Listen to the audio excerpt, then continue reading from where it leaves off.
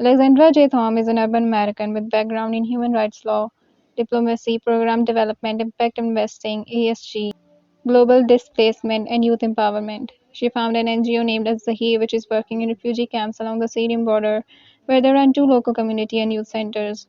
Their mission is to empower youth, provide child protection, education, and psychosocial support, and to build local capacity of the community. In this episode, we talked about her personal journey and passion for refugee placemaking and her report on Palestine as well. Assalamu alaikum and hello everyone. I am Azban Sari, the founder of the organization Peacemakers Pakistani, and I am bringing you the stories of placemakers, artists, and professionals from around the globe about how they created an impact and made change happen. You are listening to the Making It Happen show. Thank you for joining in. Enjoy the episode.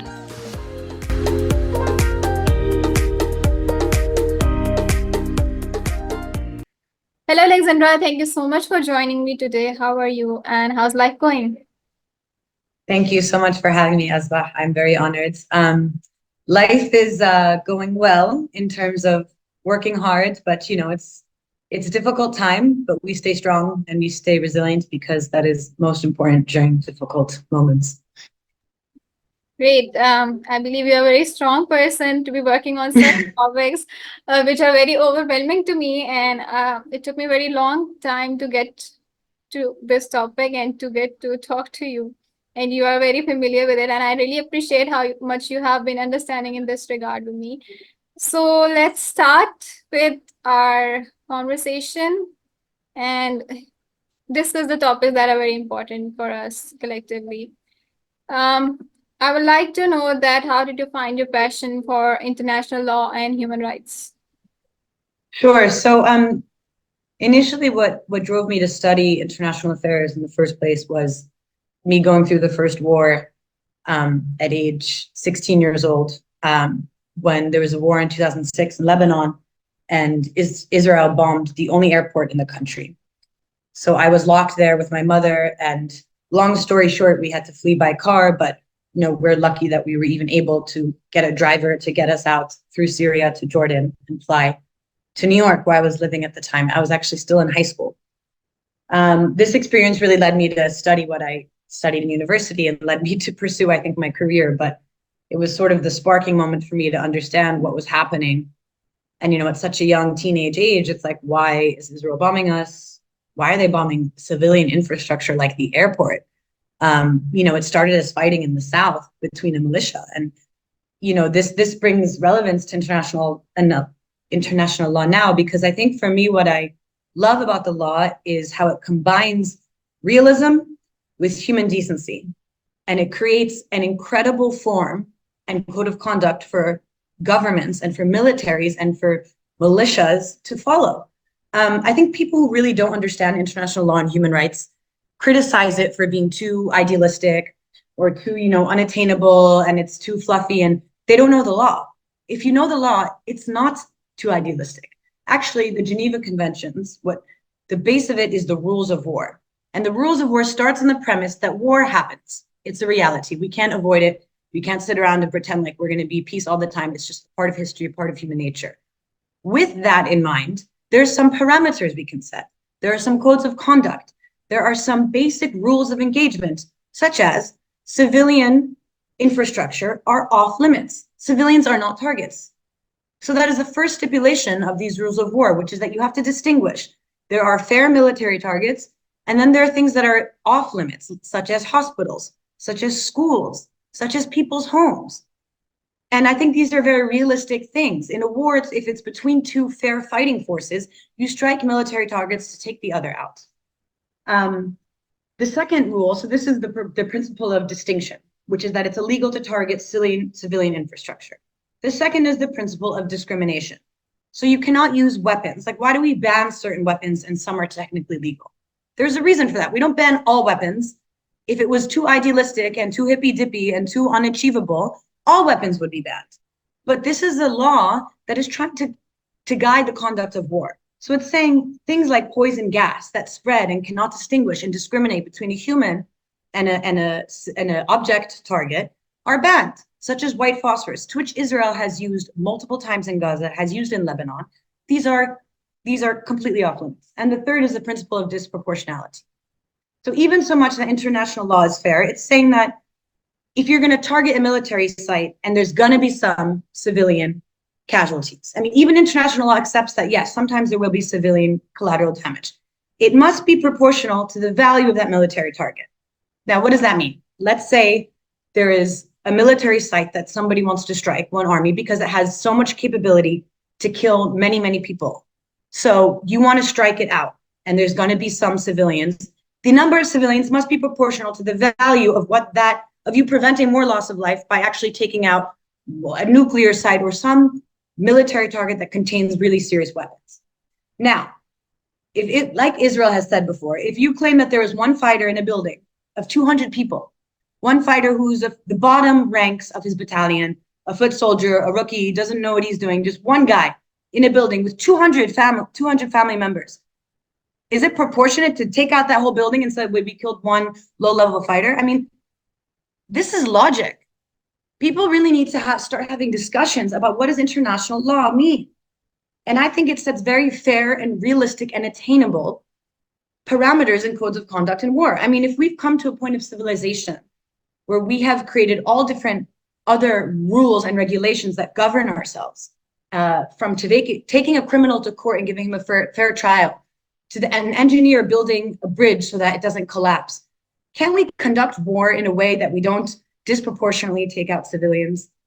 So I think that I'll end that there, but I just think those are examples that, as we've seen, Israel has violated, not just in the past 7 months, but in the past 70 years. And enough is enough. And it's taken people a long time to come, not people, I would say, but masses to come to this realization, but it's impossible to hide because the evidence is piling mountains of evidence. I invite people to read the International Court of Justice case that South Africa submitted, and I'm going to get to that in one of your later questions. But you have 84 pages alone of crimes that were committed in just a few months. Amnesty International, Human Rights Watch, even B'Tselem, which is an Israeli human rights documentation organization. We have evidence. We need to, hold ourselves accountable to some, I think, basic way of handling war and politics. Thank you. Yes, it makes sense. And the point that you mentioned, that to be realistic, we have to be realistic, and we need to know that there will be wars, and there is, first of all, acceptance for that, and then to come into realistic approach to how war should be conducted. And 100%. we need to be aware of the laws, and then we need to stand by them. Whatever is happening around the world it doesn't make sense. Morally, it doesn't make sense. Then by laws, it doesn't make sense. And the only thing we can do right now is to understand things for future. And I'm so happy that you're helping us to do it. And I think just to add on to that, because of up to speed recently, now the ICC, the International Criminal Court, has the arrest warrants for Netanyahu. I'm sure you saw, and other Israeli government leaders, and Hamas government leaders. And the audacity of Western nations like the United States to completely reject this. And I won't get into it. You can see the videos for yourself. I mean, they're beyond belief what these UN public officials are saying. It's almost laughable. You think you're watching a satire. I mean, they're saying that there's no ICC has jurisdiction over Ukraine and Russia because Russia commits war crimes. We have to be completely across the board. Russia has been committing war crimes in Syria and in Ukraine. But the United States only says ICC, this applies only to Ukraine and to Russia, but not to Israel.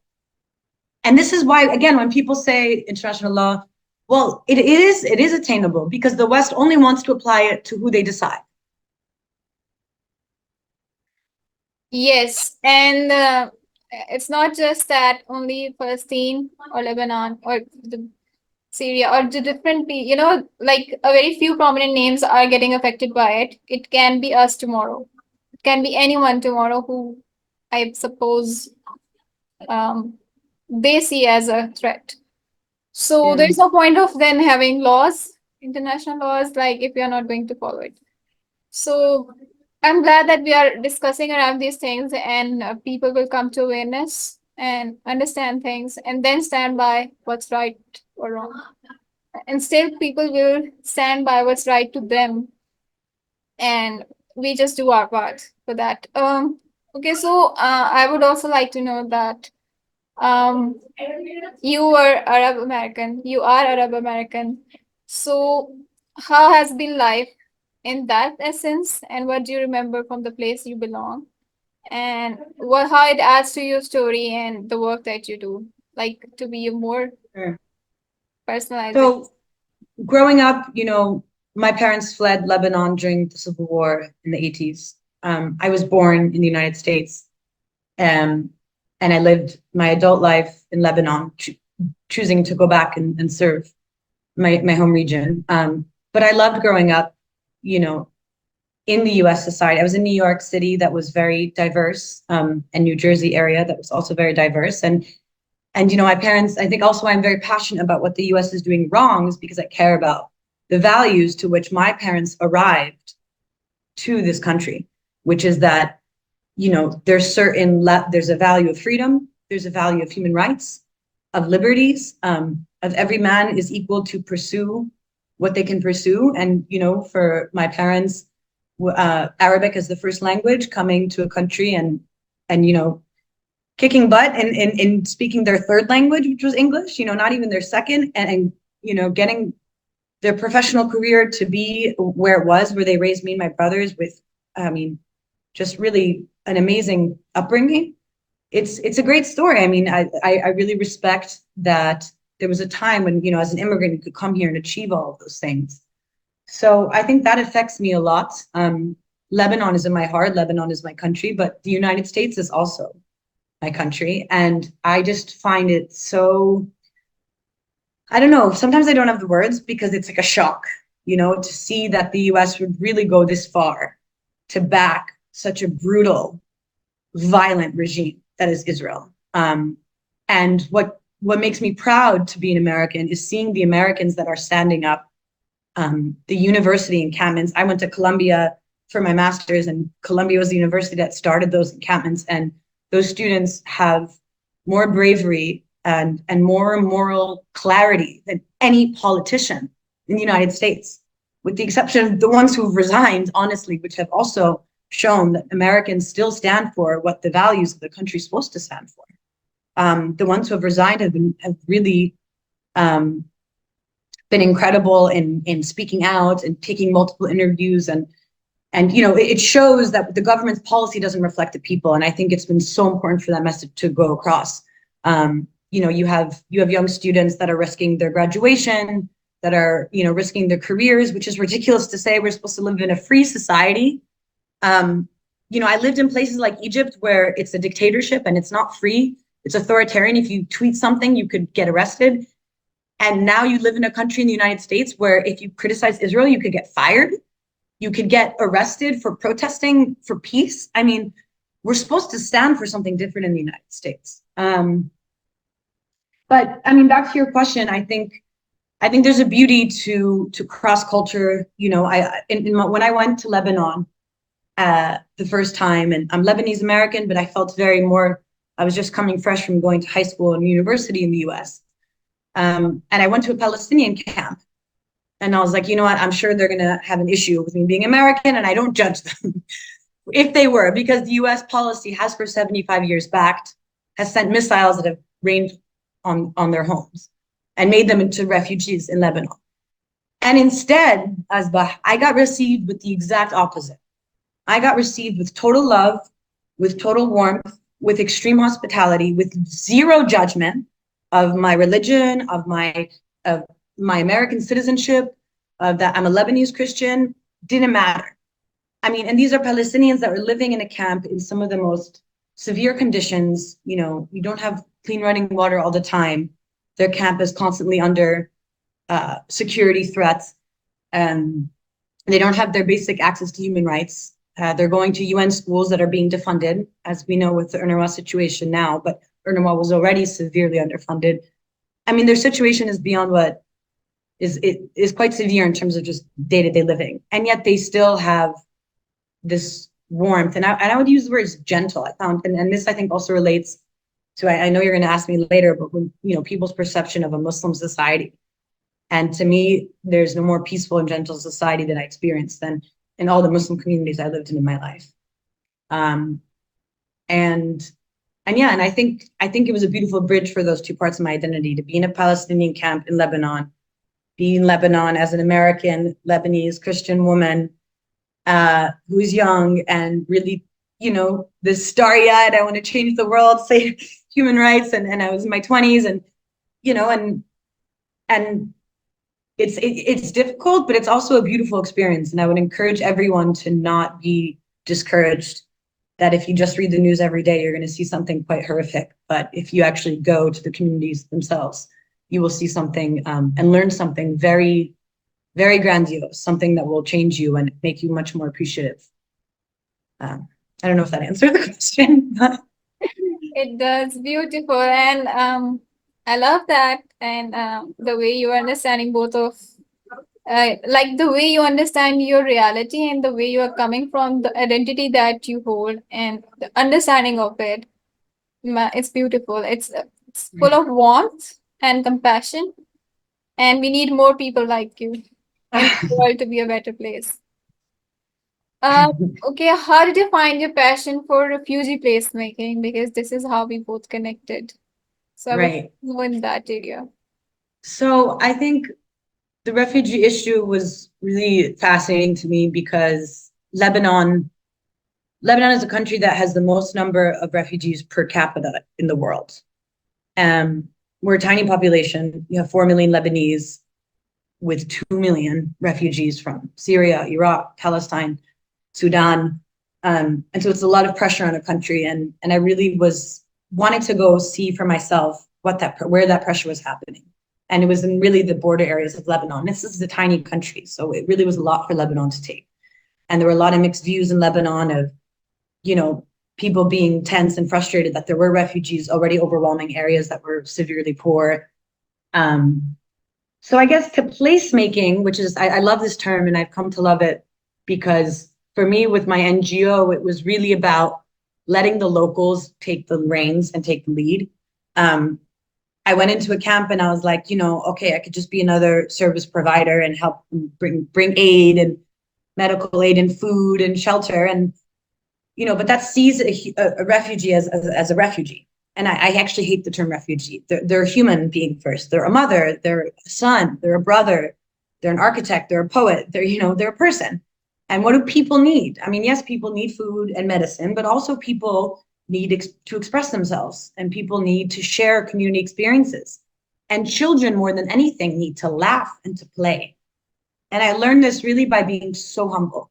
Because if you just read the reports and you just kind of see it from the outside and go in for a day, you're like, oh, this child needs all these things. But maybe this child needs something that's not so obvious at first. Maybe you need to take your time to understand what the child needs.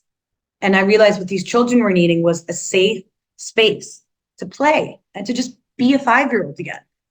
And that wasn't so obvious the first couple of days, even the first couple of weeks, because again, you just see the most emergency needs that, yes, are necessary, like good meals and water and electricity and etc.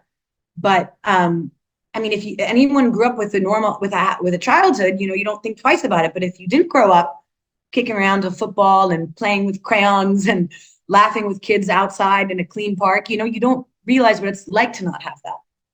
So for me, placemaking was very important to create that space and for it to be created by the young people in the camp.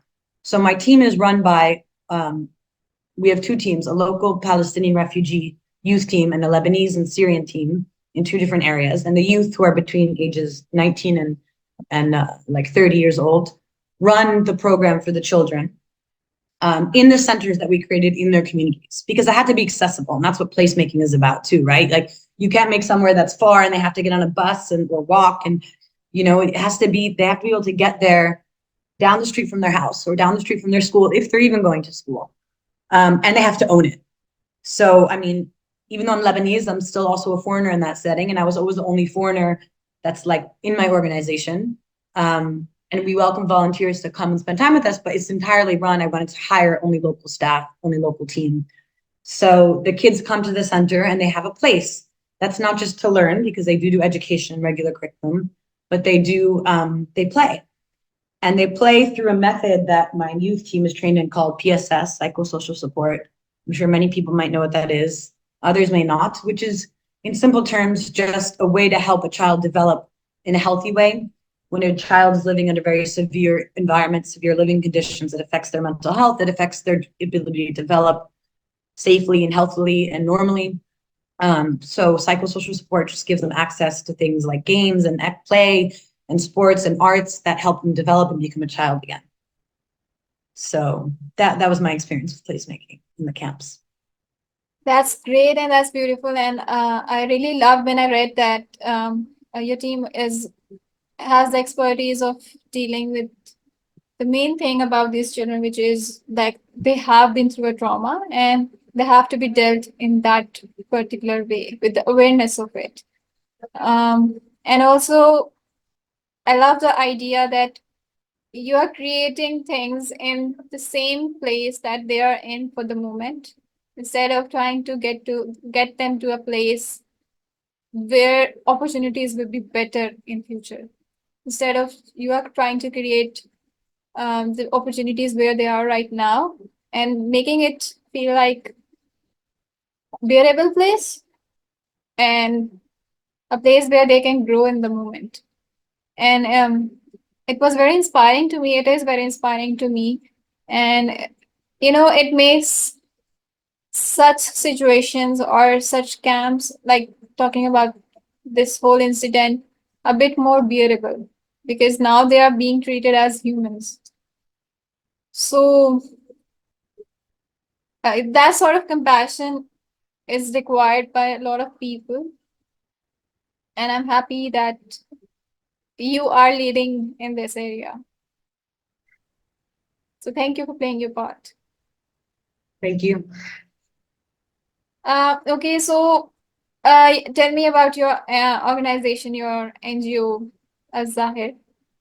I hope I'm naming Azahir, as sorry, Azahir. Azahir. Yeah. Okay. So, I mean, I pretty much just sort of gave you the rundown, but what I like to think of it is as a full community loop.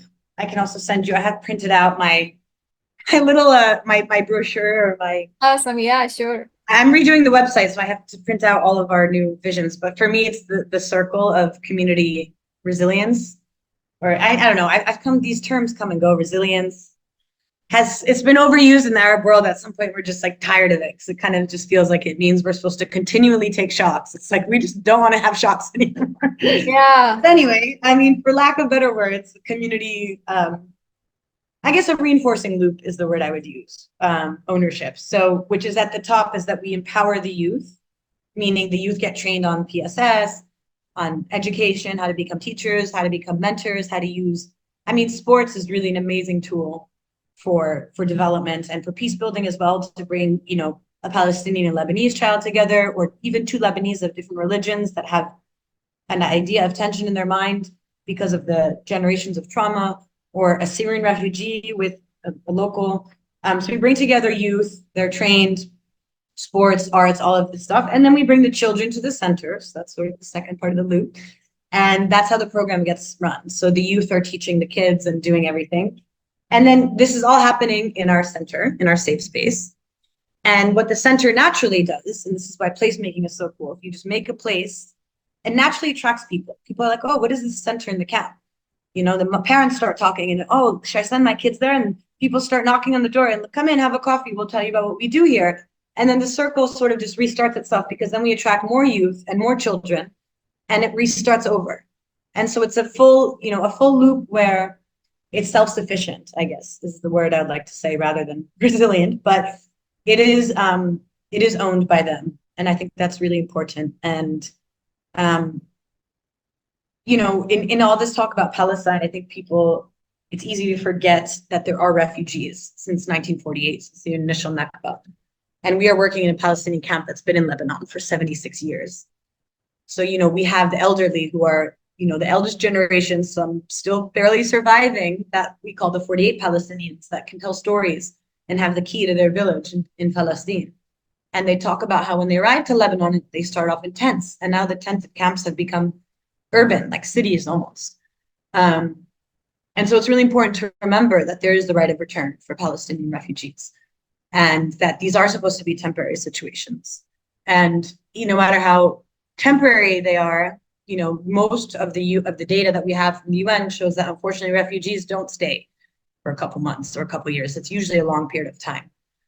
So this is true of Syrians, this is true of Afghanis, of many other refugees that you see traveling, and we really need creative solutions, because it is, I'll just say on the one hand, it's understandable for local populations that are already poor to be hosting them. It's a lot of pressure. But is the solution hatred and violence and kicking people out? Of course not. The solution has to be, dignified responses that is creative and brings work opportunities to everyone. And that's what we try to do in these areas of Lebanon, is employ local youth. Don't bring someone from Europe to come do a job a Lebanese person can do to help the refugees in their community and give them a job. So anyway, and I also want to invite anyone who's listening to visit us in Lebanon. We'd love to host you in our camps and in the mountains of Lebanon. It's a very beautiful area. And always my offer is, if people want to ever volunteer, is, don't say you want to come teach English, because I never find that very useful unless you're willing to stay for like a year and really dedicate. But if you're coming for a week, it's like, what's your passion? Is it a sport? Is it art? Is it music? Cooking, and just share that passion, human to human, with one of our Azahir team. I mean, we have translators. It's fine. We can translate. We can interpret. I think that's more of that human connection than kind of coming for a day, and that, because you keep that barrier of being an outsider when you're like, oh, I don't know anything about you, I'm just going to sit here and teach English for a day, or come share a part of yourself with us, and we'd love to have you. Awesome. And I love the idea, like the way you have built the structure and it's serving so well, and people you are already having in the community, and like people who can relate to what is being done, or what has happened and what is happening. And it's a beautiful concept, and I wish you good luck about that. And I hope I have the spine to be there someday and serve it myself. Like, I admit it truly that I like that for now, but we are serving in different domains, and I believe all of this is important.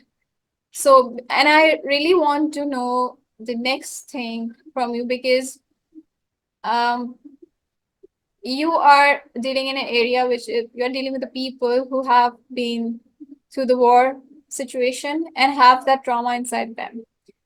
And we have dealt with war, like Pakistan-India war as well, and the trauma has been passed by generations. So I personally have studied a lot and tried to get to know people, like how the generation trauma passes on. So what I want to know is that now you work with children and youth, and in this respect of mental health and trauma relief. So what are your lessons in those regard, and what would you advise people who are working in the relief camps, and anything like the compassionate lessons that you would like to give them? I think my message, on two parts. Again, I know I already said this, but I just feel it requires emphasis about the children, which is to bring back that joy and spirit, and to not undervalue. I mean, in the humanitarian community, we have a term called the right to play. This is so important, to bring joy to these children. And for two reasons. One, I've seen, the 5-year-old with a 2-month-old on his hip, acting like the tough guy of the camp. I mean, they grow up too fast. Or I see an 8-year-old smoking a cigarette, selling coffee in the street, or they're standing in the middle of the freeway, very dangerous, cars going fast on the highway, selling bags of tissues or chips or cigarettes. I mean, this is not a space for a child. The good news is you can reverse that very quickly. This is the positive message I want to share with the world, is that PSS is a very powerful tool. Children can quickly come back to being a child. I think it gets harder with age. And I think we all can, all of us adults know that. The older we get, we're like, we all could have used therapy a long time ago, right? But for children, I mean, it's so inherent in them that, I mean, I've seen the magic just putting that football in front of a child, or taking them to a beautiful park, or bringing artwork. And it's really put the emphasis in that. And I'm sure a lot of relief workers know about PSS because there is a training behind it. It should be done in a way that's professionalized. But it's very exciting because it's good news. It's that children can come back to being a child. And of course, this requires, which I'm sure all the relief organizations know, follow up with the families and the households. And, we do household visits and interviews with the parents to see the sources and what's happening at home. So of course there requires, if whatever capacity an organization has to really go deep.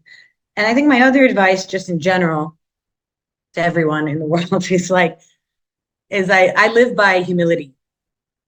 I just think keeping your open mind, open heart, open ears, and always remember that you don't know everything.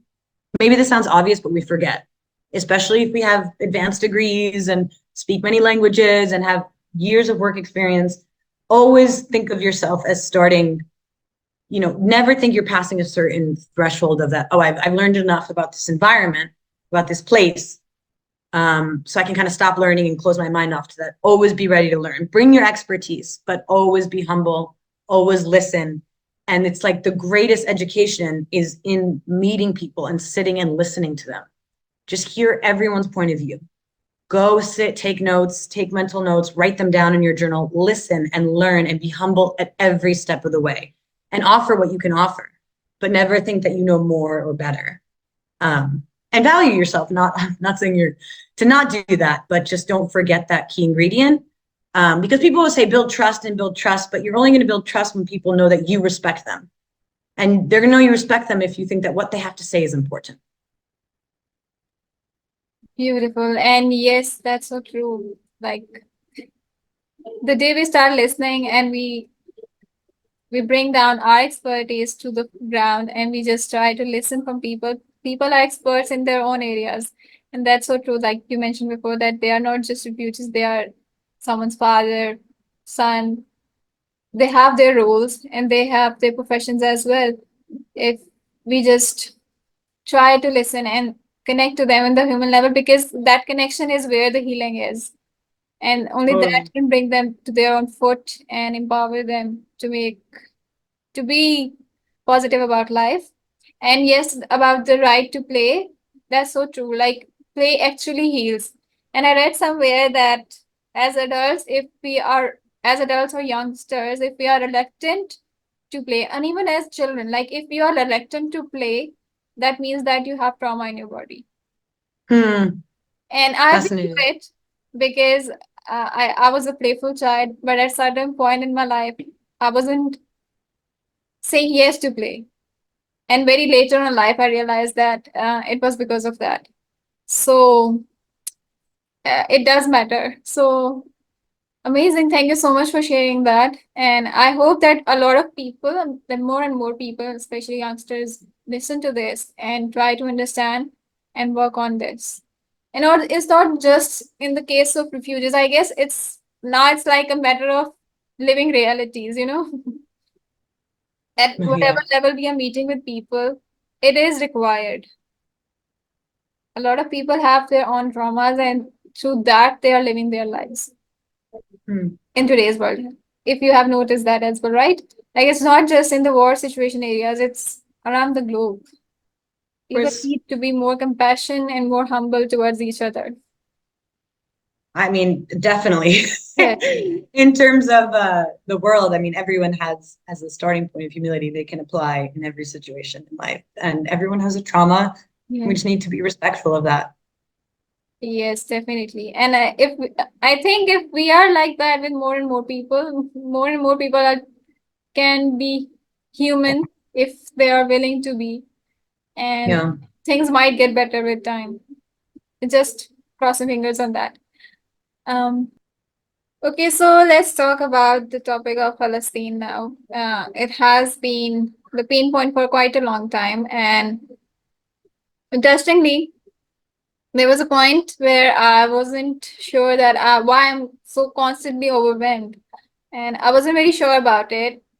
And later, I realized that it is because of the what is happening in Palestine. And being a Muslim, we believe that if someone in the Ummah is hurting, then it hurts the other person, it hurts the other believer as well. And that was quite interesting, very shocking for me personally. And to learn about it, I really need to know more on this to educate myself, to understand the perspective of professional in this area. So I would like you have written a report, and so what would you say in this topic and all the points that would you would like to cover on this? So practically Sure. speaking. So the issue of Palestine and its struggle to be a free people and to have a sovereign nation goes back 76 years now. And I think, again, as I sort of said earlier, it's wonderful that people, masses, are now being aware. But we've many millions of us, academics, lawyers, scholars, professors, anthropologists, historians, have been saying this for the past many decades. History did not start 7 months ago. Um, in a nutshell, you have 76 years of apartheid, of violence, violent oppression, of displacement, of a religious political ideology that's, in order to reach its objective, requires and encourages it and celebrates it to use violence and murder of children, of mothers, of fathers, of demolishing homes, of setting fire to people out. But if they refuse to become a refugee, they must be killed. This has been the ideology. I mean, one thing that disheartens me about the way media talks about mainstream media, Palestine, which is finally now shifting because we have social media and we have local reporters and people being able to use their social media platforms, like human rights attorneys like Noor Irakat and Norman Finkelstein, all these brilliant people that you can follow. But mainstream media doesn't do the homework and they just want to paint one story. But the origins of Zionism, and it's a lot, is rooted in actually a lot of Zionist thinkers that wanted to create the state of Israel were inspired by the Nazi project. And I'm saying this based off of quotes by some of the original Zionist leaders. One of them said, his name is Vladimir Jabotinsky, a right-wing Zionist leader, talking about taking the heart from the Nazi demographic experiments, which includes about 1.5 million Polish people and Jews that were expelled and hundreds of thousands of Germans resettled in their place. He said, quote, "The world has become accustomed to the idea of mass migrations and has almost become fond of them. Hitler, as odious as he is to us, has given this idea a good name in the world." You know, it's if people read their books and actually take a moment to study history, you will find that this has always been the vision of the Zionist project. When we talk about the settlements that we all know about in the West Bank, the only way for the settlements, which should be called violent colonies, to exist is through violence. For example, another quote. Sorry. Here we go. So the fact that settlements have to use force, Moshe Dayan, who was a former foreign minister of Israel, said the idea of using armed force in settlement was in fact the perfect fusion between the plow and the rifle. Is that we are quote, "We are a generation of settlers, and without the combat helmet and the barrel of a gun, we will not be able to plant a tree or build a house." I mean, this is a political ideology that believes violence is the only way to build a house, by tearing down someone else's house. All of the human rights organizations for the past many years have been telling us, and you've seen it in my report, so I won't go into more details, but Human Rights, Amnesty, that this is a systematic state of apartheid. That this is the only nation in the world that imprisons minors, children under the age of 15, in a military court where they have no right to an attorney. Their families are not allowed to see them. They are given documents in Hebrew, a language to which they most likely do not understand. And this is 500 to 700 children every year in the West Bank that are illegally detained by military forces. I mean, the list of the crimes can go on. I'm highlighting specific one about children. We can talk about the number of pregnant women at checkpoints that go through a miscarriage because they're not allowed to go to the hospital because there is an Israeli checkpoint blocking a woman in labor from reaching a hospital. So what we have is a very violent state that's been around for a long time, that we are all shocked at what we've seen the past 7 months. We've seen things we can't unsee. But it's been a long time coming that if the West has invested itself into a state that has committed such acts of terror and violence, and I will use the word terror here because terror actually, which I will get to that definition later, because if we talk about the definition of terror and the genocidal intent of the Israeli leaders, they are one and the same. So if you've invested into this nation with the money that your taxpayers pay, American taxpayers, British, French, that expect their governments to take care of them, this is the result of 7 decades of military investment. And, you know, we should constantly hold ourselves accountable and be in shock that in the past 7 months, more children have been killed in Gaza than in past 4 years of conflicts combined. And by the way, less than 7 months, because actually that statistic was from an article that came out. Sorry, my notes for you. In February. So from October to February alone, more children were killed than the number of children that were killed between 2019 and 2022, and everywhere in the world combined. And I just, you know, where the humanity, the sense of humanity, this word is so important. I mean, we're in an age of 2024, right? We pride ourselves in reaching great technological advancements. We have AI now. We can connect on FaceTime. Look at you and I right now, miles and miles away. I mean, we've advanced as a human civilization. When we study history, this is like we're not in the Roman times when empires were razing and pillaging and raping and burning villages, and that was just that time, thousands of years ago. I mean, we're in 2024, and we pride ourselves on certain things, yet this is okay. Yet this, we're supposed to shut up and let our governments do whatever they do. And we are continually showing that we will not let ourselves shut up. And sorry, I saw you want to ask a question before I go on, because again, I start one topic and then it leads, but we're tired of shutting up. People are tired of shutting up because I believe that in the human spirit, that people are not okay with this and that people have been feared into being quiet. But these are children we're talking about. These are mothers and fathers, and we all need to start humanizing that. I can't believe we have to say that. Sorry, I'll let you ask the question. Yeah, no, it's okay. Go ahead. I mean, so I want to kind of get back to my point, but I think, you know, it's been in 217 days, just to sum it up, 43,000 Palestinians killed, over 15,000 children, 493 healthcare workers, 141 journalists, 2 million displaced, 459 damaged schools. I mean, it goes on and on and on. And a few months ago, I used to have to, you know, really explain this, but I think it's hit home now. I think we've seen a turning point. No matter how much it feels late after being in a region where we've been dealing with this for 76 years, it's happening. And I don't know, I think the most important thing that people need to realize is that there are actions that can be taken. The Palestinian resistance movement has been hearted in a largely peaceful movement for most of its existence. If anybody knows about BDS movement, boycott, divestment, sanctions, you can go look it up. There have been movements to boycott, to divest, and to put sanctions, and to stop military transfer. Israel cannot do this alone. It is very easy to stop this.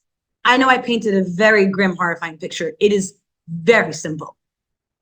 The United States, President Joe Biden, who's the butcher, who has blood on his hands, has the ability to pick up the phone and say stop. And why are there students doing encampments now? Some people have almost now everyone sees the extreme violence and it's like, what can we do? A lot we can do. Why are the students doing encampments? They're asking very specific demands from their universities. They're saying, disclose what are your investments? And we want you to divest. There's other ways you can invest, other ways you can make money for your university. I mean, I've heard counter arguments like, well, where do you think the money comes for scholarships and for your professors' salaries? I'm like, are you really trying to tell me that investing in Israeli genocide and in arms corporations are the only way that the universities are supposed to make money when they receive pretty gross amounts of tuition? And again, that's for the university to figure out, but the students have very specific demands. And they're starting to make progress. Sacramento is the first public university in California. They had a victory. They agreed to divest and to disclose and to divest. They voted on it in California. Brown University is the first one that agreed, if the students stop the encampments and the protests, we will sit down and give you a presentation to our board so we can vote, and we will disclose the divestments. I mean, this is what's being asked of universities worldwide. So there are concrete steps that can be taken. The boycott movement on its own has had huge effects on some of the corporations, brands from Puma to HP to McDonald's to Starbucks, where each individual with their wallet can make a change. And that's very exciting and it's very empowering, because we can't let it just be up to these leaders that honestly have a psychopathic mental state of mind. If this is somehow okay for them, that they are still willing to send billions of dollars of arms, of American 2,000-pound bombs, then we can't leave the world's history up to them. We have to do something, because they're cowards. And the people who are the brave ones are the 13 Harvard students who they're banning from graduating. Can you imagine being a student at Harvard and working your butt off to whatever you had to get there and then being told you can't graduate because you were protesting for peace? Those are heroes. So are all of the US officials that resigned. Josh Paul and let me get her name right. Lily Greenberg Call, she's Jewish American who resigned. All of the resignations, the 100 military service folks, US Army veterans, from the Coastal Guard and the Army and the Navy, who signed, 100 of them signed a call for a ceasefire. You have very amazing people that are within these institutions that are trying to make their voices heard. And we need to continue to elevate that platform and continue to believe that we can make a change. Yeah, anyway, it's a lot, but I think we owe it to ourselves, and I think we owe it to these people that have been through so much and still want to renounce violence and still don't want to be violent. People just want to live. It's quite terrifying that we're living in this state of age, because I mean, if we imagine what this might bring in the future, it's a scary world for our children. Exactly. And it's so true. And it's common sense that what we are seeing being happening since last October, in fact, like you mentioned, last 76 years, it doesn't happen overnight or just a course of 1 year, to be like around 1 year. It's something so, it has been brewing for a long time. Yeah. And it's not just them who can do it alone. It's definitely the forces that are supporting them. Maybe they're just the face of it.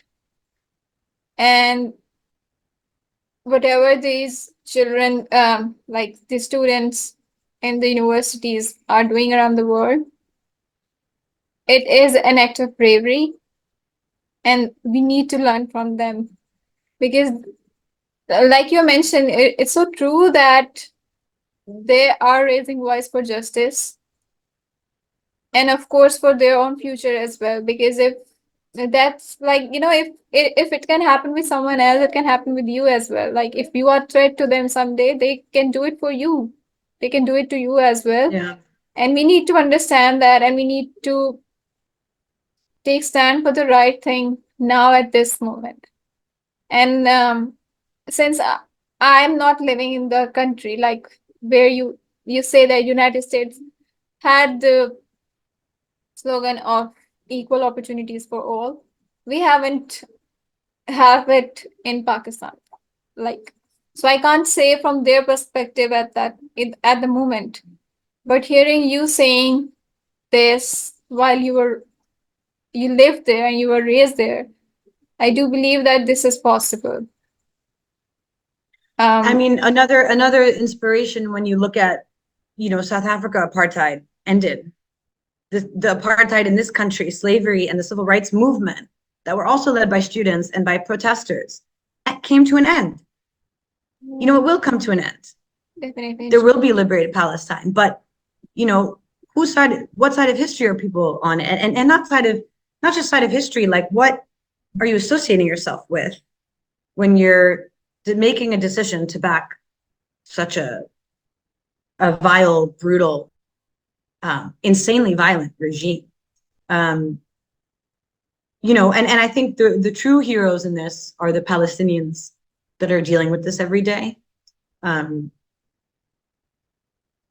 It's just no words I could say to imagine what it must be like to live without having access to a toilet, having food, having what. I mean, I think about so much of my day goes by and I'm thirsty and I can drink water and I can't even. I mean, what they're just heroes for enduring all of this and still telling their story, still taking their phone. Mu'taz Aziz, I'm sure you know, and all of these, and Plestia, and all of these journalists, Palestinians that are showing us, they deserve the Medal of Honors. They deserve, but before that, did they deserve life?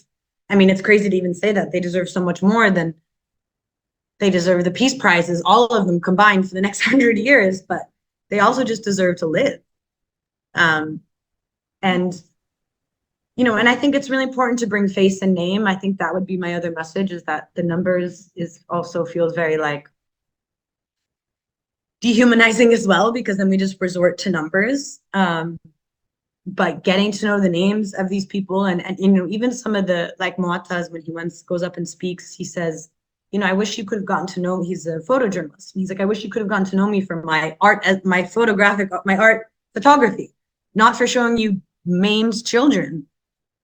So I don't know. I think there's a beauty in the Palestinian culture and in the tradition that is keeping a sense of pride and of joy and of life. My team in the Palestinian camp in Lebanon sent me. I was doing an exercise of like, send me your profiles and bios of like what your hobbies are and your interests. Just to do a post on social media, I wanted to introduce everyone to my team. And just some of their answers, if I can read them, I mean, were just really, really beautiful when asked, what are you proud about in the Palestinian culture? And one of my youth taught it. He said, Palestine is the cradle of religions and civilizations. As Jesus was born in the village of Safuri, and Muhammad ascended from the gate of heaven to the seventh heaven from Jerusalem, which is the capital of Palestine, and Moses also came as a refugee to the land of Palestine.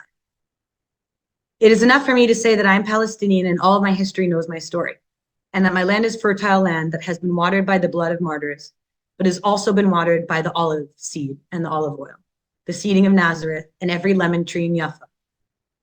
I was watered by all of this, and I am like the olive tree, growing and not dying. Even if I die or am burned, my roots will remain attached to this land. 27-year-old taught it, Palestinian refugee in Lebanon. I mean, it's incredible. I mean, it kind of stops me in my tracks. And even hearing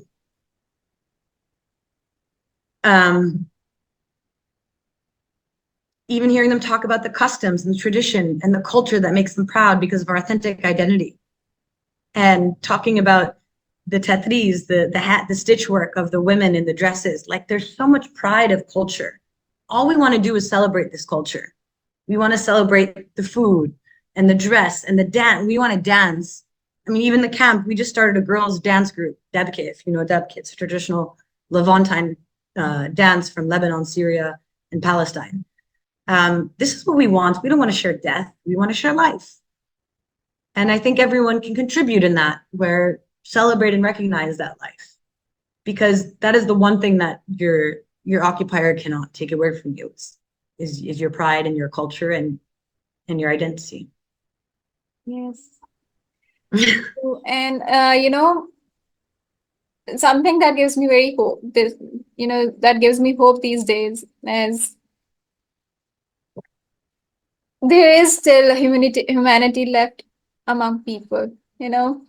Like being a Muslim, I'm able to connect with Palestine people more. But when I see that non-Muslims are taking stand for humanity, that gives me so much hope and pride for being human, like for being able to feel the other's emotion and to be able to take stand for their lives. And that shared humanity is something that I believe is taking this world onwards. $100%. The cruel people lack that feeling. Like they can't connect to other people. And Yeah. that You should gives, see at the protests, you'll have a Jewish person, the yes, yarmulke, and a Palestinian hugging a Muslim, hugging a Christian. It doesn't matter. All backgrounds, exactly. Indigenous, African American, Asian, Latino. It's a human connectivity. And as you said, those who don't feel it, I feel sorry for them. Same. Yes. And Because for the leaders, I don't fear these leaders. I fear for them. yeah. I fear for them. They're siding themselves on with somebody who, I'm sorry to end with these quotes. They're very negative. I won't actually. I was gonna talk about it but the 5 pages of the ICG case from South Africa to the International Court of Justice, just 5 out of the 84 pages is dedicated to genocidal statements said by Israeli leaders. That actually, I don't want to poison this beautiful conversation we're having with it, but I say that for another media time or something. But they're really scary things to read about justifying killing the mothers and the children. I mean, this is in 2023, October, November. So for all of these Western leader, whatever leader you are in the world that is financially backing this system, I feel sorry for them. I feel scared for their soul because they don't have one. Because they are able to read these statements. They know that their 2,000-pound bombs are going to someone who has the ability to say, kill their children and mothers, and say it in front of the soldiers as a motivational speech to the soldiers. I mean, those leaders can never scare me. I'm scared for them. This is who they're siding themselves with. This is who they're in bed with. This is their ally. Well, good luck, because we have allies of love. We have allies that will actually come and take care of each other. I think we're building a global movement of unity. We're building a group of people that will take care of you. I mean, I can't tell you, even just us here today, I've made friends randomly over the past couple months just because we shared this. And those are people that will take care of you for life. When you share a bond of humanity, you're growing your family. I'd like to also end with that. I've met a lot of Haitian people recently, and a lot of Haitian tradition and indigenous cultures. They believe in the human family. They call everyone a brother and a sister, and my daughter and my this, like people that are not obviously blood related. But they're right. I mean, we're a human family. So you either grow your family or you kill it. So I personally want to grow the family of love and not let anyone intimidate me because they're wrong, and feel Yeah. sorry for them. It's a beautiful thing to end with. Yes. And um, I was like something that also keeps me going. As a Muslim, we believe that everything happens for a reason, and there's khair in it, there's goodness in it. And like, I don't want to say that, like, we have to see positive in every situation as a Muslim. So, what I see now is people that you said that we are building a movement of humanity. And if Muslim community in Palestine is the source of bringing this change, I'm not saying that it's good that they're being the source of this change, but I'm just saying that I'm seeing that happen. Like they are the most strongest people that were given this test from Allah. Yeah, and We have I so mean, much I to learn think from it. I But think the inspiration, I think it's also reminding people what's important. Um, exactly. I think especially before this in the US, I was very uninterested in the politics of the United States domestically, and in terms of what the mainstream is saying, it felt like there's this disconnect. And now all of a sudden, it's like, just be aware, be appreciative of what you have. No one expects this to happen to them. I think that's the way I think the Arab world, the Muslim world has been dehumanized, that it's just normalized violence, and that's not normal for us. And I think people are finally seeing how abnormal, and be grateful for what you have, whether it's a basic home and basic food in your fridge. And but most of all, be grateful that you have a moral compass and you have love and you have awareness. It's very empty to live your life like you're a robot. Like you're so superficial, you only care about the millions going into your bank account, or you only care about stage of greed, and actually those things aren't giving you anything in return. No matter how much power you think you have, you really don't have any of the power, because the people have been uniting so much around each other, and I think bringing such a sense of connection that I don't know. It's proving a lot of that wrong. I think that's why you see droves of people leaving the shackles of government and of that idea, and just becoming liberated from it. Like, why was I? It's like we were sheep under this spell, and it's been broken. Nobody trusts the media anymore. Nobody trusts the politicians. They've lost a lot of that power. So it's pretty incredible to show that money can't buy you all the power in the world, but actually your spirituality can, and your humanity and your morality is probably the most important thing right now. Yes.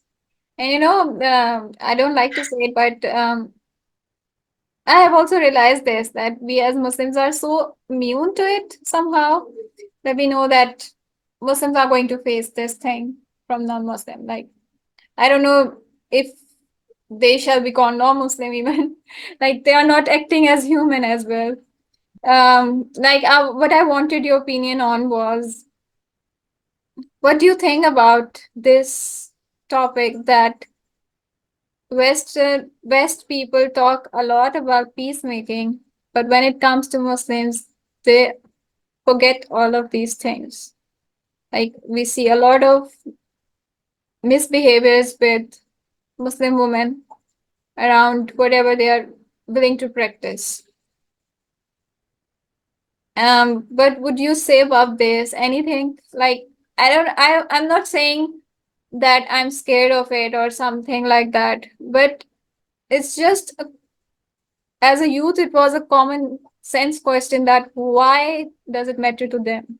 What is wrong with being someone? We are human. Like, what do you see as another person? If you have come across any of such story, that would be So great I to was know. very glad you asked this question. Um, it is very important. And I think what has been we've been revealed to is the deep dehumanization of Muslims in Western, uh, in Hollywood, in Western media and culture. Not culture, that's a bad word, because let's say film and media, I would say, has done a very irresponsible job for many years of the villain is always a Muslim or a Russian in some cases, but it's always one of the two in movies and in film. And if they're not the villain, then they're a victim of bombings, and which is accurate news reporting maybe. But what needs to start changing is, on the one hand, enough of obviously the villainization. In I was reading a lot about this topic and listening to different podcasts about the fringe of a religious group. Let's say the fringe extremists of Islam, the fringe extremists of Catholic, the fringe of Judaism. And instead of associating an entire like 90% of people with the fringe that have done certain things, we should look at the people and the culture and tradition for what they are. And instead of seeing it as just a villain or just the victim, why the media and the movies? I want a movie about a Muslim girl growing up and becoming an athlete or becoming a mother, or, you know, just living her life with her passions and her interests.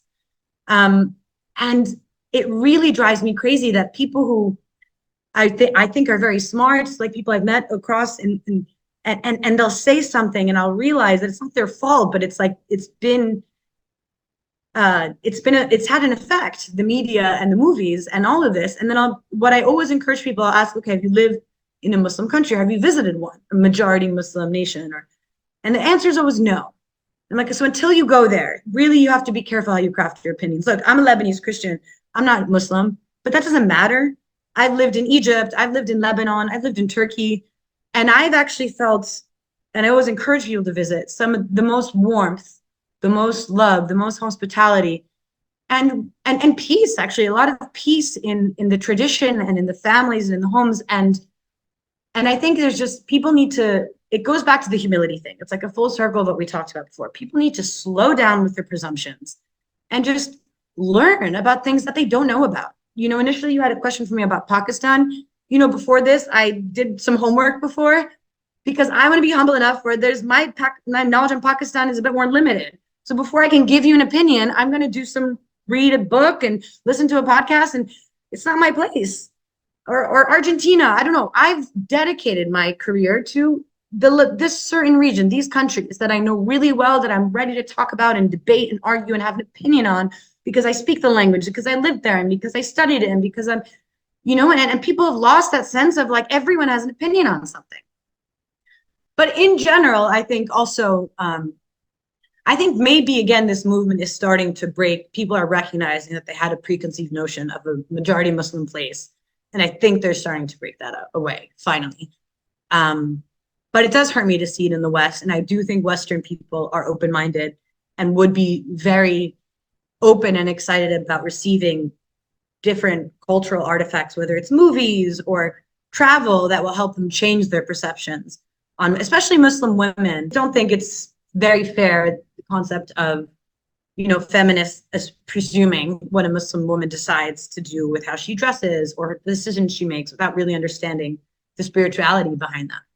And, you know, again, bring that humility. Why don't you talk to a Muslim woman and ask her? Why don't you learn a bit about it and try to understand that faith? Because there's beauty behind all cultures, and there's really a necessary understanding. I mean, I think if we're going to talk about the women issue, women everywhere in every society struggle, whether it's somewhere where women can wear whatever they want and expose themselves and are going through, you know, sexual oppression, to the other extreme. It's like we have to humble ourselves, and on the one hand understand that women everywhere in every city in every country go through a more exceptional challenge than men, and that's fine, and something we should, I mean, not fine, but it's something that we can work towards, and to just be humble and to learn. We don't know everything. And to prejudge is, I think, the worst attribute that we all naturally do. And so I think it has to start with accepting that we prejudge and move on. Anyway, sorry, I feel like I sound very preachy. I don't mean to sound preachy. I'm just No, it is required, and thank you so much for saying that, Alexandra. I really appreciate it. And I'm happy to know that people are thinking in these directions. And you know, it's not like I'm not at the point in my life where I need validation, but it does feel good to know about these things for sake of our children, because they are so young to face the world in this manner. And in the way we have seen the shift happen, it was so drastic and terrifying. I wish the better world for our children. So, Inshallah, and I'm so inshallah. happy to have these discussions. Okay, okay, Alexandra. So it was a lovely chat about a lot of strong, important, and emotional topics, I would say, but very much practical in its essence in the present times. I would like to know now about some personal opinions or personal questions from you, which I ask everyone. These are some of the rapid fire questions, just to get to know you in person. So what drives you? What keeps you focused on the work that you do? Um, it's very hard. It's such an interesting word of question. I guess, well, personally, I think knowing my culture and knowing and having lived in the communities, Lebanese communities, Egyptian, Palestinian, Syrian, it's it's such a beautiful culture and lifestyle and warmth to it that it really motivates me and inspires me to fight for a better life for those families, for the ones that don't get to live to the fullest. Because as much as I'm an international person, I love to travel and experience different cultures. But it's as much as I've experienced other cultures, there's something about that really feels, I close my eyes and I can see myself in the mountains of Lebanon around a big table of food, with the olive trees, with family and friends, laughing and eating food and just, those simple joys, which I think are absolutely worth fighting for. Um, and again, the children. I mean, anyone that has a child or a niece or nephew, and if you think about what you would do for that one child that you love's life, and when I've met so many of these children and I think about their smile, I don't think about their negative side. I think about the joy it brings. I think, who am I to just give up and go do my own thing? I mean, what would I be proud of myself for that? Would I feel like I lost the energy? Or would I think that in terms of like what motivates me is that, yes, in the end, like it can feel unmotivating to see that the large scale takes a long time. And that, yes, for example, like an immediate return of refugees and a stop to the bombardments and all these things. But what motivates me is knowing that even if I just affect one child's life or 15 children or 100 children, it's absolutely worth it, even if it's just one. And that's what inspires me to do my work, is when I'm in the camp and just see 5 children smiling and having a better day. It's enough to keep going and to keep fighting and working hard. Yes. But Okay, so would you like to share one of your proudest moment of your work life? the proudest, um, yeah, there's been a few.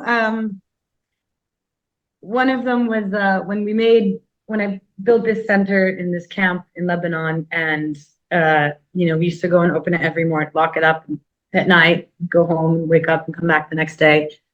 I was going with my team to unlock it in the morning, and there were already children waiting by the door.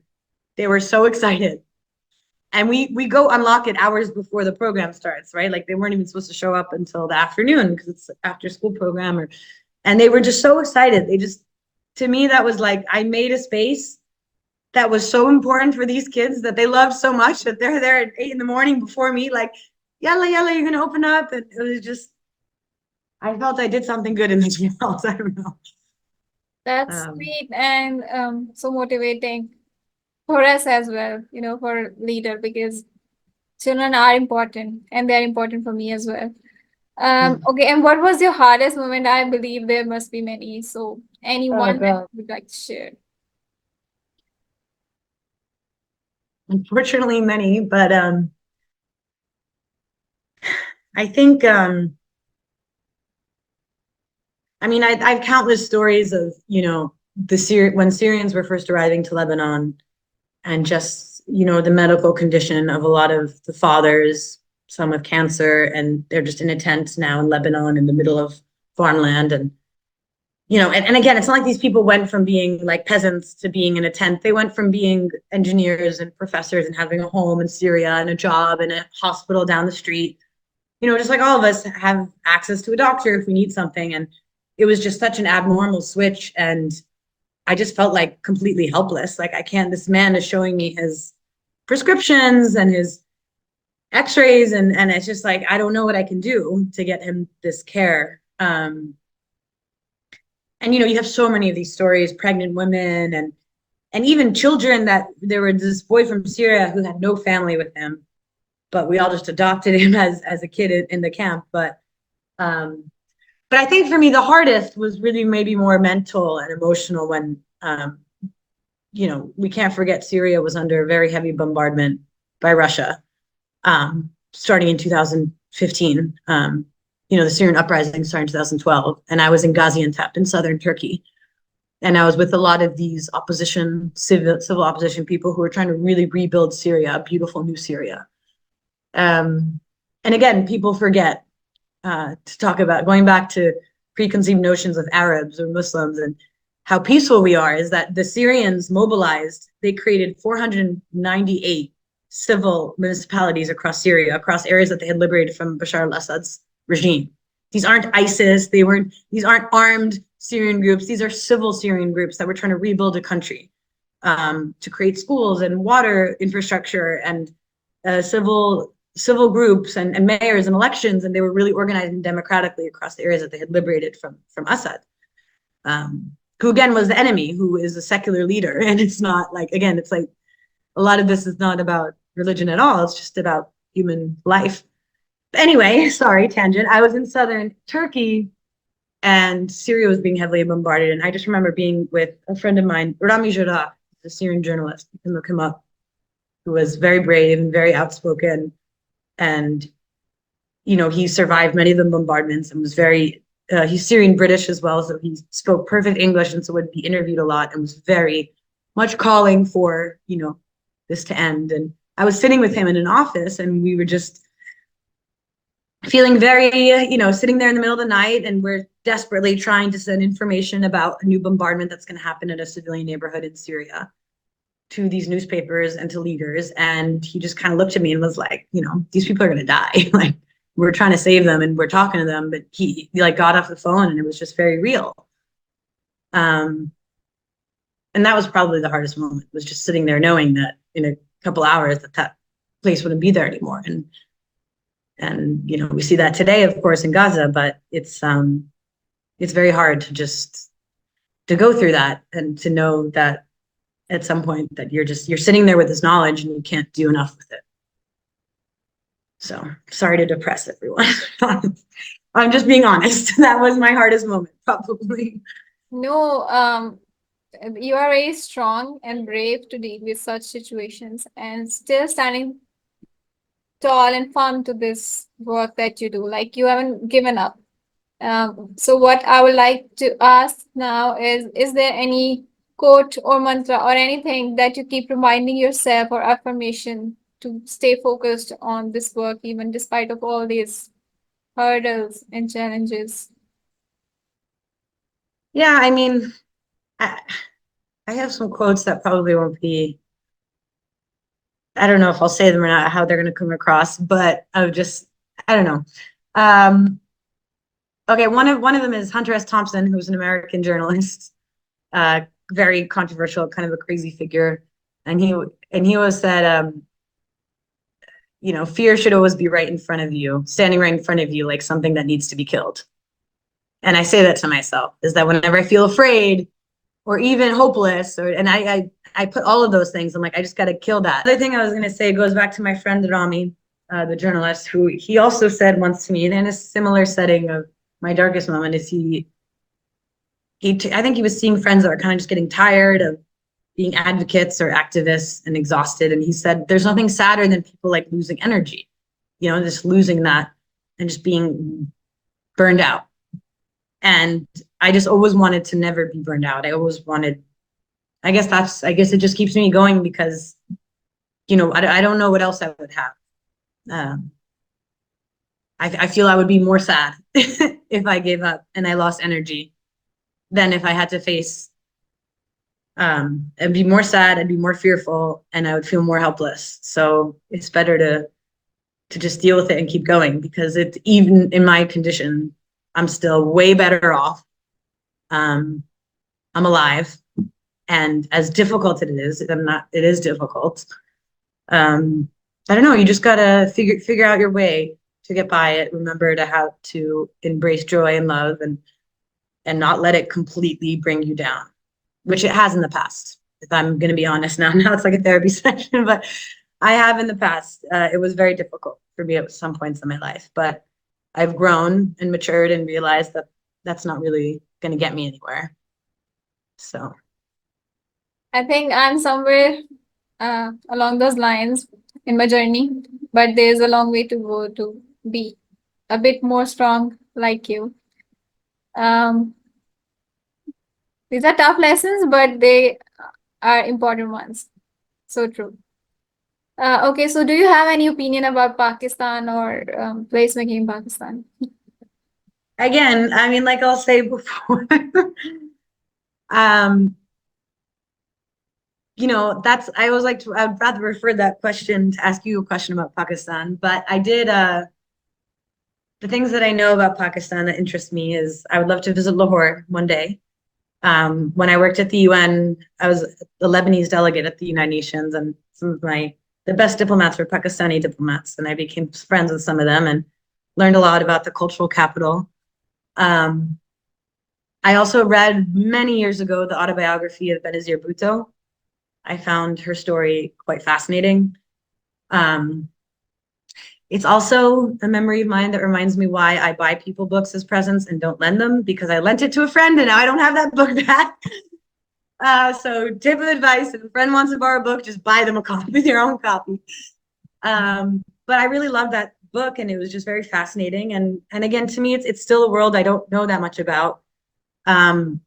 Before our conversation today, I listened to a podcast that described the 3 A's of Pakistan, and you can tell me if this is accurate or not, but it was Allah, the army, and America. And they kind of went into long detail. It was like a 2-hour podcast. And I took my little notes on my phone. I just wanted to really be prepared for this conversation. And I listened to each one, and it was quite fascinating, and especially about the US and Pakistan's relationship being very hot and cold, and how, at least on a geopolitical scale, there was a deep alliance that was, backstabbed maybe on different sides or felt abandoned on various sides and joined forces, but then kept things secret from each other. And that's the geopolitical side. But on the society side, it's not a place I've never been.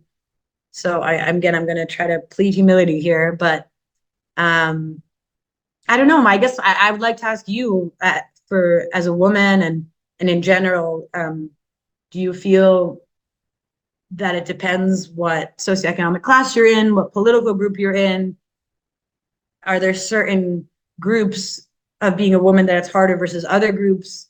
And I ask that because my experience, for example, in Egypt would say that women in certain elite economic classes have certain freedoms, whether they're Muslim or not, versus women in different economic classes. And sometimes people forget that socioeconomic rules really make the rules more sometimes than religious ones.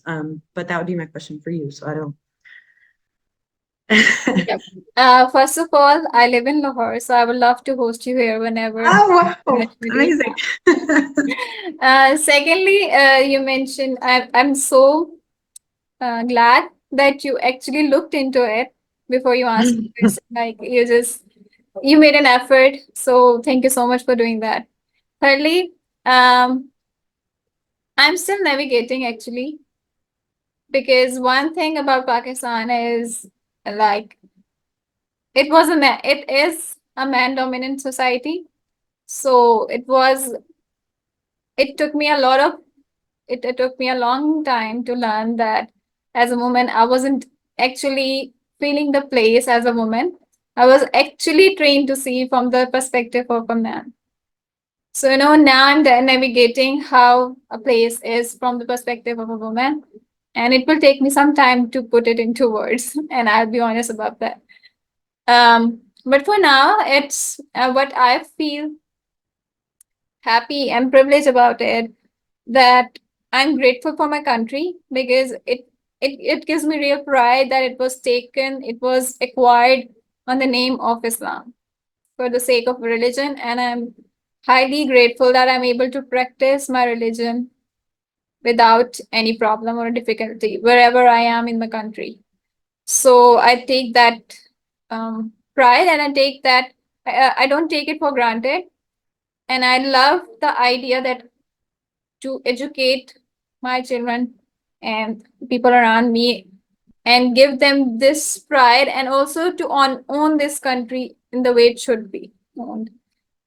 don't leave this country because of the materialistic reasons, materialistic gains, because this is something that we should not take for granted. And it's going to an emotional side, but yes, this is something that I would say for now. And also because you are able to understand it, I think. Like I love the culture here. It's very different. Sometimes we are also like, what is our culture? Like the real culture, because we have picked so many things because we have come from different background. But I love to see whatever we do, we are accepting towards other people, and the warmth that anyone whoever visit us, they feel it, the compassion and Mm, warmth of people. So I love the mm. people here a lot, and I'm positive about my country. That's beautiful to hear, and especially I think for people to hear that how welcoming Yeah. you feel your society is to outsiders. And again, that's a myth sometimes we need to debunk. Um, no, and I think, I mean, just in general in that region, I mean, also with Afghanistan and Pakistan, I feel are two countries that are very misunderstood and not just misunderstood, have been abused by powers from Russia to the United States to China. And I think people don't understand how much that trickles down and has an effect on the development of a country economically. Um, and, it's been very challenging to have, the Cold War era really have a huge effect where, you're used by Russia, then used by the US, and then discarded as if it doesn't matter anymore because the Cold War is over. Without any repercussions of, how many Pakistani troops' lives were lost fighting certain other wars and what those alliances meant. But yeah, it's very fascinating. So I would love to visit. Yeah, there's still so much to learn about my own Yeah, country from political perspective, but for now I'm happy to just enjoy the cultural aspects of thing and to sure. live, to learn Yes. how to live and have joy in what we have already. Okay, so lastly, do you have any advice for the young professionals who are joining in? Um, I mean, I think I gave some advice throughout it. I don't want to repeat what I said before. Humility, as I said, is to me the core of it. And I think young professionals want more in placemaking, I guess, academic. Which kind of young Any, professionals are we talking and about? yes, if there's Yeah. any perspective as well. I mean, don't be afraid. I think the best thing you can do is go out of your comfort zone. That's where you learn the most, and that's where you live the most. And they're going to give you the greatest memories. And it's one thing to study in school, and I think that's important. I love being in university. I love doing my master's, but I still feel I almost complementary to that, if not sometimes more important, quietly, is also the field experience. And again, the history and all that matters humongously. But for the present day, being there on the ground, getting out of your comfort zone, learning. I love languages, so learn another language and don't be afraid of never becoming fully fluent. Is another advice. I mean, if you're going to go to the field for whatever reason, to a new place and you think it's too difficult, like I hear people say about Arabic, if you can Urdu, it's too difficult because I'll never, doesn't matter if you get beginner, it really helps and it really shows a level of respect for the culture and that I'm giving it a shot. And if you get fluent, even better. And to always be strong and never give up, please. Because that's when we lose all the great people. I mean, if I guess look at someone you idolize in history, someone you consider a hero who fought for justice or peace or human rights, and imagine if they gave up. And think about what a more worse world we'd live in if that was the case. Great lesson and so motivating. And thank you so much, Alexandra, for this talk. Like I was very overwhelmed before this, but now I'm feeling it was fine and it wasn't that overwhelming. And I believe that you were very cautious throughout to not, to not be very negative about it and to spread this message in a positive manner while being true to the reality. So I Oh, really thank you. appreciate your compassion and your kindness towards all. I really appreciate you giving me that feedback that I had that balance because I struggle with it sometimes. So it's good to know my expression came out that way. I'm very grateful to be here and I'm glad I made a new friend and colleague. So call me anytime you want to have a chat about humanity or something basic. Thank you so much. I'm relieved that we are people who are trying to create something better for children, and there are people like us around the world. So 100%. I would like to end this here on this note. I really appreciate whatever we have been doing and this whole conversation. Thank you so much for your time and for your amazing lessons. For God your bless you. clarity. Take care, and I will see you soon. Bye-bye. Thank you. Take care. Bye. Bye.